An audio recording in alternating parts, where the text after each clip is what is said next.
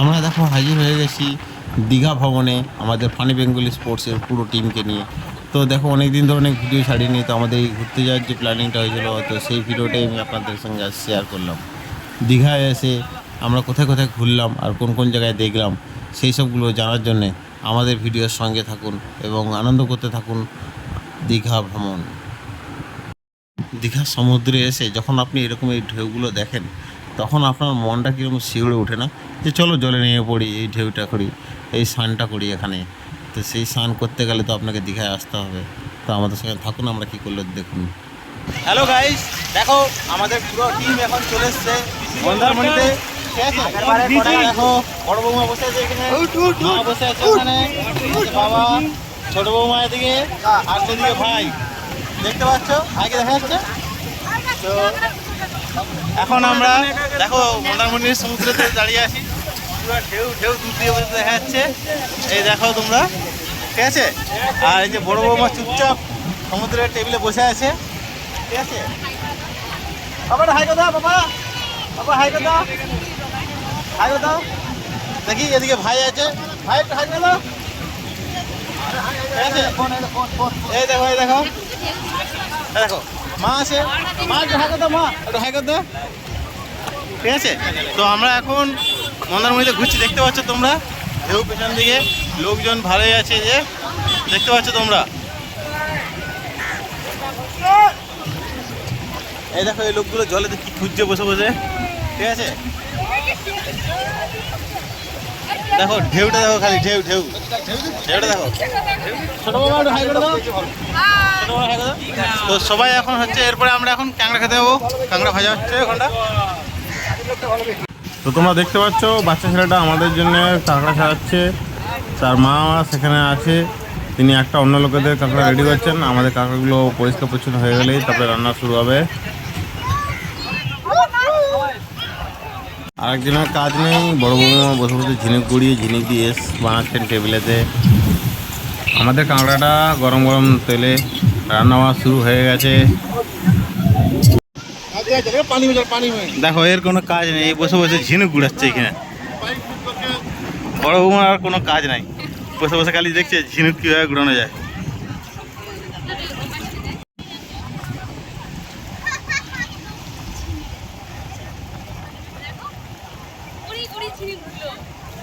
শুধু গুড়ি গুড়ি ঝিনুক।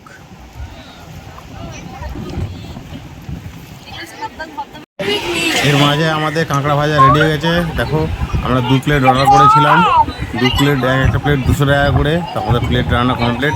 এবার আমরা খাওয়ার জন্য প্রস্তুত, সবাই খেতে বসে গেছি। দেখো সবাই মিলে কাঁকড়া ভাজা আনন্দের সাথে খাওয়া দাওয়া শুরু করে দিয়েছে, খুব দারুণ টেস্টি। সত্যিই কাঁকড়া ভাজাগুলো এত সুন্দর টেস্টি, আপনারা না খেলে বুঝতে পারবেন না। এই উদয়পুর বিচে এসে এটাই তো আসলেই মজা, যারা দীঘা আসছেন উদয়পুর বিচে, না এলে এই মজাটা বুঝতে পারবেন না। এই কাঁকড়া পাওয়ার পরে আমরা একটু জলের দিকে নিয়ে বললাম। আপনারা দেখতে পাচ্ছেন দূরের দিকে মোটামুটি কত লোক আছে। এই যে জল এতটা দেখাচ্ছে, কিন্তু আদৌ এতটা জল নেই। তারপরে এর মাঝখানে কিছু চড়াবালি আছে, তো যাওয়ার সময় দেখে দেখে যেতে হবে। তো আমরা এই 1 হাঁটু জল পেরিয়ে ওই সামনের দিকে এগোচ্ছি, যেখানে একদমই জল নেই। চলুন আপনাদেরকে আমরা নিয়ে গিয়ে দেখাচ্ছি। আমি চলে এসেছি, দেখো ওই যে যারা আসছে, বড় মাটা আসছে, দেখো সেই জায়গাটা পুরো জল নেই, একদম একটা চটির লেভেলে জল। তো বাবা তার নাতির সাথে এনজয় করছে এই ছোট্ট সমুদ্রের জলেতে, সামনেটা দাঁড়িয়ে দাঁড়িয়ে। তো তোমরাও আমাদের সঙ্গে থাকো আর দেখতে থাকো যে আমরা কীভাবে এনজয় করলাম এই দীঘাতে একদিনের ট্যুরে, ঠিক আছে। সোজা কোলাঘাট থেকে মারুতি নিয়ে আমরা চলে এলাম, এখানে 8:30টায় পৌঁছে গেছিলাম। তো তারপরে এই 8:30টা থেকে সন্ধ্যা 7:30টা পর্যন্ত যে আমরা ছিলাম, আমরা কী কী করলাম এই তার ফুল ভিডিওতে আপনারা দেখতে পাবেন, আমাদের সঙ্গে থাকুন।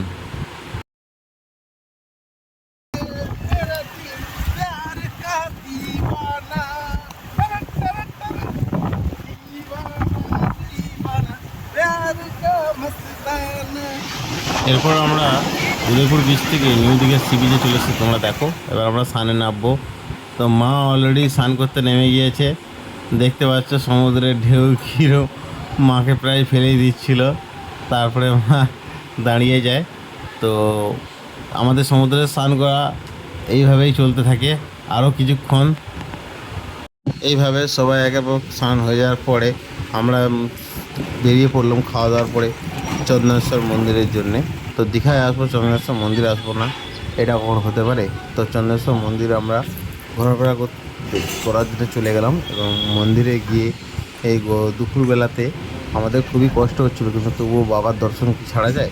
আমরা বাবার দর্শন করলাম এবং কিছু ছবিও নিলাম এখান থেকে ঘোরাঘুরি করে। এরপর বাবার দর্শন করে আমরা সোজা এগিয়ে গেলাম তালসাড়ির জন্য। তালসাড়ি জায়গাতে নাকি লাল কাঁকড়া দেখা যায়, তাই আমরা আমাদের মারুতি নিয়ে চলে গেলাম লাল কাঁকড়া দেখার জন্য তালসাড়িতে। কিন্তু তালসাড়িতে এসে আমরা জানতে পারলাম যে লাল কাঁকড়া দেখতে গেলে নাকি ওই দূরের কোনো একটা দ্বীপ যেতে হয়, তার জন্য পার হেড মাথা পিছু 100 টাকা করে দিতে হবে এবং বোটে করে যেতে হবে। তো যেহেতু নৌকো করে যাওয়ার ব্যাপার ছিল, সেই জন্য আমার মা আমাদের যেতে দিল না। তালসাড়ি দেখে সময় এখন বিকেল 5:30 হয়ে গেছে। তো এখন যেহেতু রোদ কমে গেছে, তো আমরা গাড়ি ড্রাইভারকে বললাম, চলো দাদা আমরা জগন্নাথ দেবের মন্দিরে যাব। তো দীঘার জগন্নাথ মন্দিরের দেখতে তো হবেই, যেহেতু আমরা দীঘায় এসেছি, এত সুন্দর একটা মন্দিরকে আমরা ছাড়তে পারি। তো জগন্নাথ দেবের নাম করে আমরা সোজা চলে গেছিলাম জগন্নাথ দেবের মন্দির দীঘাতে, এবং সেখানে গিয়ে আমরা সবাই প্রথমে তিলকগুলো কেটে নিলাম এবং তারপরে আমরা সবাই মন্দিরে প্রবেশ করলাম।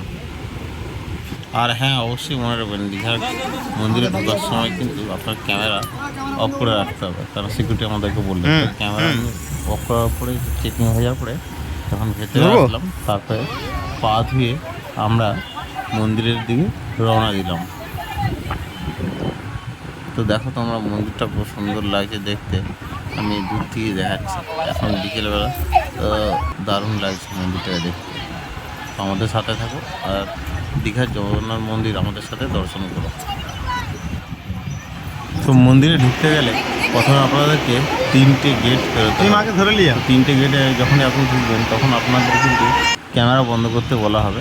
তো যেখানে আমাদের ক্যামেরা বন্ধ করা হয়েছিল, তো এরপরে দ্বিতীয় গেটেও আমরা ঢুকলাম এবং 3 নম্বর গেটে যখন আপনি ঢুকবেন, তখন গিয়ে আপনি জগন্নাথ দেবের দর্শন পাবেন।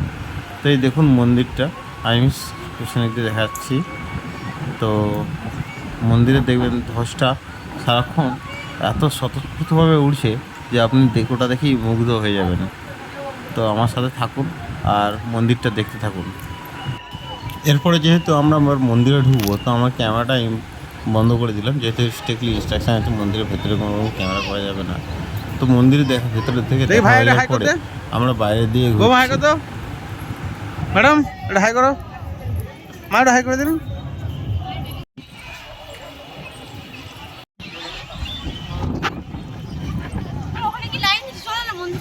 এর মধ্যে সন্ধ্যা হয়ে গেছে এবং সন্ধ্যার পরে যে মন্দিরের লাইটগুলো জ্বালিয়েছে, কি সুন্দর অপরূপ লাগছে মন্দিরটাকে দেখতে। এবং সন্ধ্যার আকাশে যে ধ্বজটা যখন উঠছে, সেটাকে দেখতে কি সুন্দর লাগছে। আপনারা নিজের চোখে না দেখলে মানে বিশ্বাস করতে পারবেন না যে আমি কীরকম অনুভূতিটা কথাটা বলছি এখানে। তো সবাই এবার আমাদের দেখা হয়ে গেছে, তো আমরা এবার মন্দিরটা পরিদর্শন করছি। সন্ধ্যাও হয়ে গেছে, লাইটগুলো জ্বলে গেছে, কি সুন্দর লাগছে। আর যারা যারা প্রসাদ নিতে চান, মন্দিরের চারিদিকে প্রসাদ বিক্রি হচ্ছে। পেড়া 8 পিসে 100 টাকা, লাড্ডু 6 পিসে 100 টাকা জগন্নাথ দেবের প্রসাদ হিসাবে। এবং সন্ধ্যার পরে এই মন্দিরটির একদম সর্বশেষ প্রান্তে একটু প্রসাদের ব্যবস্থা করা আছে। তো যারা যারা প্রসাদ নিতে চান তারা লাইন ধরে নিতে পারেন, আমরাও লাইন ধরে নিয়েছি। তো দেখুন এই সন্ধ্যাবেলা লাইট জ্বালার পরে মন্দিরটাকে কত সুন্দর লাগছে দেখতে, এত সুন্দর লাগছে যেন গোল্ডেন একদম টেম্পলের মতো লাগছে, যে কত সুন্দর, মানে আমি বলে প্রকাশ করতে পারছি না, আপনারা না নিজের চোখে দেখলে। তো আমি খালি দেখেছি আর ভিডিও করেছি, আর স্বতঃস্ফূর্তভাবে খালি মনে আনন্দে ঘুরে গেছি জায়গাটা। তো জগন্নাথ দেবের দর্শন তো হলো, প্রাকৃতিক একটা মানে আনন্দ পেলাম মনের ভিতর থেকে। তো আমি আপনাদের ঘুরে দেখাচ্ছি যে কত লোকের আনাগোনা আছে এই জগন্নাথ দেবের মন্দিরে প্রতিদিন। আমরা তো গেছিলাম রবিবার 26 তারিখে, কিন্তু এত সুন্দর একটা জায়গা আপনারা না আসলে শুধু ভিডিওতে দেখে মন মুগ্ধ করতে পারবেন না। এই জায়গাটিকে দেখতে হলে আপনাদেরকে আসতেই হবে। দীঘা এলে অবশ্যই জগন্নাথ দেবের দর্শন করবেন। জগন্নাথ দেবের দর্শন করে আমরা আমাদের দীঘার ট্যুরটাকে সমাপ্ত করেছিলাম। তো আমাদের সঙ্গে থাকার জন্য বন্ধুরা ধন্যবাদ। আর দীঘায় আসলে অবশ্যই আনন্দ করবেন, মস্তি করবেন এবং সব জায়গায় ঘুরে দেখবেন দীঘার, বিশেষ করে তো জগন্নাথ মন্দির তো আর উদয়পুর বিচ। আমরা তবে একটা দুঃখ যে ওল্ড দীঘাতে যাওয়া হলো না। তো দীঘা এসে সমুদ্র দিয়ে আমি শেষ করলাম দীঘা ভ্রমণ। আমাদের দীঘা ভ্রমণ কেমন লাগলো আপনারা কমেন্ট করে জানাবেন।